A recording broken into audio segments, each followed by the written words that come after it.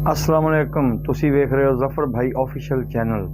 लो जी, अज दे vlog नाल हाज़िर खिदमत। अज एक जनाब बड़ी प्यारी जी और अनोखी जी कहानी तुहाडे वास्ते लैके आया वां।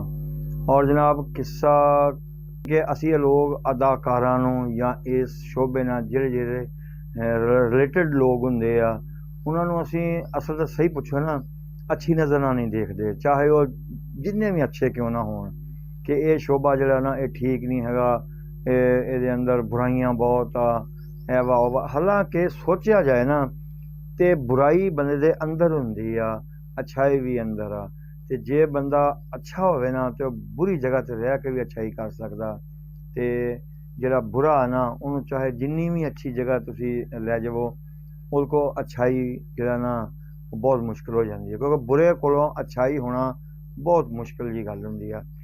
यही जनाब किस्सा अज का जरा ना तुहाडे नाल मैं शेयर करना कि मुहम्मद अली साहब नाल एक ऐसा वाकया पेश आया कि जड़ा ना यार उन्हें उस वाकया ने अदाकार मुहम्मद अली नूं हिला के रख दिता।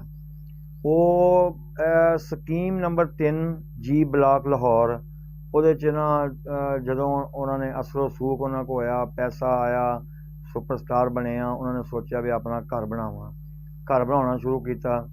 मकसद ये ते उत्थे बिल्कुल दसदे आ कि उनके घर के करीब बिल्कुल नाल ही एक मस्जिद आ। हुण देखो जी ना मस्जिद च मौलवी साहब आया, आन के उन्हें हाले बैठा ही सी ते ओहदा कोई मिलण वाला ओहदा कोई जिहड़ा सी ना मौलवी दा शागिर्द आया, उन्हें कोई कन्न च गल कीती। मकसद ये ते ओह मौलवी ने सुनिया, खैर ओहदा बड़ा मूड खराब होया, लहजा बड़ा सख्त जिहा हो गया। खैर उन्हें नमाज मगरब पढ़ाने तो बाद ना उन्हें एक ये बयान जड़ा ना सुनाना शुरू करता। देखो जी हुण साडे महल्ले च यह भी काम होएगा कि मस्जिद दे नाल सुनिया कोई अदाकार आ गया वा, ते अदाकार दा जिहड़ा अदाकारी दा शोबा वा इन्हां तो लोग समझदे बड़ा भैड़ा, ये कंजरां वाला काम आ, ये कंजर साडे महल्ले च आके मस्जिद दे नाल आ गए आ, इत्थे गौन वजाउण होएगा, इत्थे रात दिन डांस होणगे, फलान होएगा, ढींग होएगा, इनू यानी कि ओहदी उन्हें मजम्मत करदा रहा, भरपूर मजम्मत करदा रहा। मुहम्मद अली साहब जिहड़े सी उन्होंने ना सुनते रहे, सुनिया भी, देखा भी कि यार चलो भी हुण मैं की इस च भला गल कर सकदा वां। और शायद समझ नहीं सकिया कि ठीक आ साडा शोभा फिल्मी जरूर आ पर असी एडे भी बुरे नहीं हैगे, असी भी नमाजी हाँ, रोजे रखते हाँ, असी शायद तुहाडे नालों ज़्यादा काम करते होइए। मकसद ये अच्छा चलो जी, एक दिन का वाकया वा कि ना वो बहुत दिन तो मौलवी साहब जो ना उन्हें रात दिन लोगों को यही गाइड करता रहा कि यार देख लो यह कम हो गया, कितनी बुरी गल आ, ये हुण बनेगा की इत्थे, ये ते जरा ना बहुत ही काम खराब होंदा जा रहा। एक दिन क्योंकि अदाकार मुहम्मद अली साहब ये अदाकारां कोल टाइम च वैसे कमी हुंदी है, क्योंकि रात दियां शूटिंगां, दिन दियां शूटिंगां, सुबह की नमाज कहते हैं कि उत्थे पढ़ते हुंदे सी। मकसद ये और सुबह की नमाज जी सी ना वो इस तरह पढ़ने वास्ते गए तो उन्होंने इस तरह कपड़ा कुपड़ा वलेटिया होया, टोपी पाई हुई। हुण जो अदाकार आम शक्ल च हुंदे इन्हूं कोई पहचान दा घट ही हुंदा इन्हां, क्योंकि इन्हां दे गैटअप कुछ फिल्मां च होर हुंदे आ ते ज़ाहरी होर हुंदे आ। नमाज पढ़ी उन्हें, मौलवी ने नमाज पढ़दे ही उन्हें फिर वो दो चार गल्लां कीतियां, वो बई यह हो गया, बुरा हो गया, कोई अदाकार है इस तरह साढ़े घर नाल मस्जिद दे घर बना लिया वा, ये इंतहाई भैड़ा काम होया, ओवा मुहम्मद अली नूं कहंदे होर तो कुछ महसूस नहीं, उन्हें ज़्यादा गल तो नहीं की, लेकिन उन्हें ना उठ के इन्नी गल करने की कोशिश की, क्या मैं कोई गल कर सकदा? उन्हें कहा हाँ जी कर सकते। हुण मौलवी ने सोचा हो सकता वा कि कोई ये भी मजम्मत च सामने आया उस अदाकार की।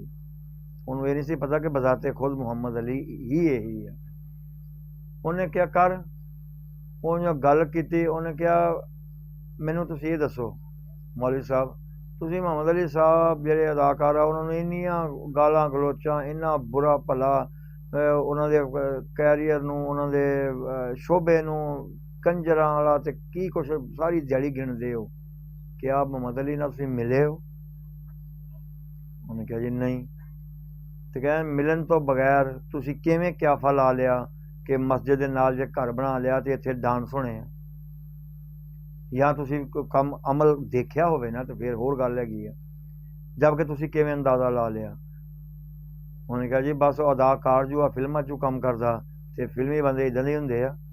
ਮੁਹੰਮਦ ਅਲੀ ਸਾਹਿਬ ਨੇ ਉੱਥੇ ਕੋਈ ਬਹੁਤ ਇਮਾਨ ਅਫਰੋਜ਼ ਗੱਲਾਂ ਕੀਤੀਆਂ ਕਿ ਦੇਖੋ ਮੌਲਵੀ ਸਾਹਿਬ, ਇਸ ਤਰ੍ਹਾਂ ਕਿਆਫੇ ਨਹੀਂ ਲਾਈਦੇ ਹੁੰਦੇ, ਪਹਿਲੇ ਬੰਦੇ ਨੂੰ ਮਿਲੀਦਾ ਹੁੰਦਾ, ਪਹਿਲੇ ਉਹਦੇ ਹਾਲਾਤ ਦੇਖੀਦੇ ਹੁੰਦੇ ਆ, ਕਿਸ ਕੈਟਾਗਰੀ ਦਾ ਆਦਮੀ ਆ ਉਹ, ਫਿਰ ਕੋਈ ਅੱਗੇ ਗੱਲ ਕਰੀਦੀ ਹੁੰਦੀ ਆ।